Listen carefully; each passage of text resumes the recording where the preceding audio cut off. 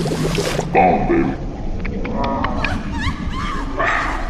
Bomb, baby.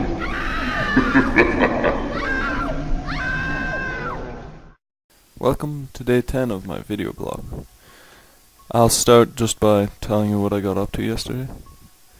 So, I drove Karen to work and then I went shopping for like an hour and a half. I got lots and lots of groceries.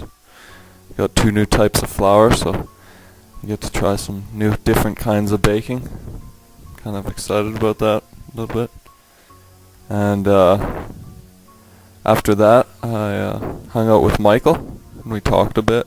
And then Ryan came over. Ryan Demchuk is a good friend of mine. I work for him during the summers.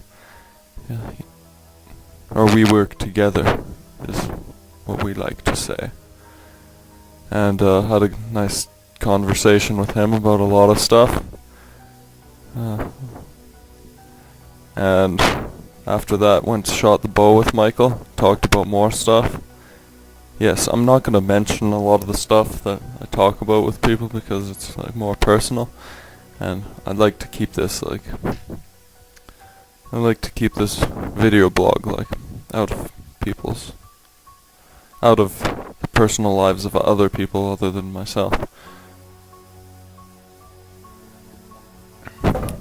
Even when it crosses over with my life. And I went to yoga that night. Well, picked up Karen, and Karen finally got to meet my mom and John once more. And she had fun with them there, and Seth was running around the pet store, like pulling dead fish out of the tank and stuff. Pretty awesome. The girls got quite possibly have jobs at this Brazilian barbecue restaurant, and since they speak Spanish it helps, even though Portuguese is like the language, but yeah. Then I got to thinking. I was thinking this last night. We watched Game of Thrones too, but I was thinking, and I was like, you know what? I know what's happened. We've created a machine that's so ungainly, cumbersome, and like unstoppable that we don't know how to stop. We don't know how to slow down the machine. You know what I mean? That's why everything's ramping up, and we have all this oil demand and all this huge amounts of demand in every single thing. Electronics with the kinds of metal and stuff, the mining demand is huge. And so we have all this demand. And, you know, just imagine if everyone were to not show up to work for one day. Everyone in the world. Not work for one day. You know how many people would die? You know how many systems would fail and blow up, and how much shit would happen? It'd be crazy. Food wouldn't get delivered. Like, gas wouldn't flow. Like, the whole world would get fucked up. Just one day of everyone off work. So we don't know how to stop this machine. All it really needs is everyone needs, well, it's difficult, easier said than done, but everyone needs to fucking slow down. Slow the fuck down. Slow the fuck down so we can at least, like, have a little bit of time to start trying to do things for ourselves. Like, become self-sustainable. That's the only way out of it. But now if the pole shifts in 2012, then sanity is good, because then that means like there will be more abandoned stores and more materials to work with post-apocalypse, you know what I mean? More raw materials and raw stuff. But, you know, if the apocalypse doesn't happen, and the pole shift doesn't happen, and nothing happens in 2012, December, you know, then we're fucked. Unless we can turn this thing around, you know what I mean? This machine has taken a life of its own, and we feed it. You know what I mean?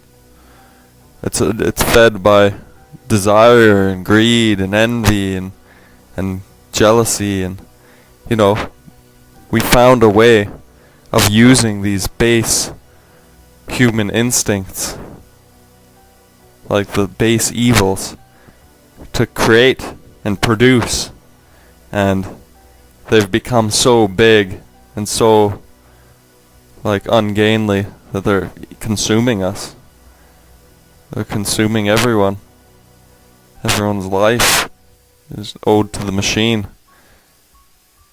So, I guess what I'm trying to say is, slow the fuck down. Just slow down. Don't want so much. Don't consume so much. Try to be pragmatic. Try to do as little as possible. You know what I mean? Or try to just slow down. Slow down. Don't feel in a rush to get anywhere. You know what I mean? Slow down. Don't demand so much. We need to slow down so that we can start changing things into more sustainable things. Because as now, we can't even stop it. So, work on yourself. Work on yourself. Don't think about anyone else. Just enter your own mind. Enter your own mind and figure out what it is that you really need.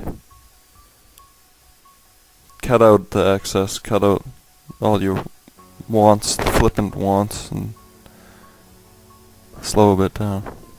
Or don't, because, fuck. I love the insanity. So, if we're gonna, maybe we're here to just consume. Maybe we're like the bacteria that waits on the body for the body to die, and when the body dies, the bacteria eats the body, you know what I mean? So, maybe that's what our job is. So, in closing, never mind anything I said. Continue, just as you normally would. Just do what feels right to you. You will anyway. And don't try to justify your actions and justify the reasons why things turned out the way they are. Or do, if you want. But developing a good faith in the universe, I think, helps me. Helps me let go of it all and have a sweet time. You know what I mean? And I think that's what it's about. Just have a sweet time. Like, even if we do fucking fuck up this world, or even if this world gets fucked up or whatever, while you're here, you might as well enjoy yourself. So focus on that. But eventually there'll come a point where you don't really need things outside of yourself in order to enjoy yourself. You'll find yourself enjoying yourself no matter where the universe puts you. And then you don't really have desires and you don't have wishes, and that actually works for the better. Whenever you have strong wishes and are attached to them, they always turn out twisted and broken. The only way to manifest a beautiful thing is to not be attached to it at all.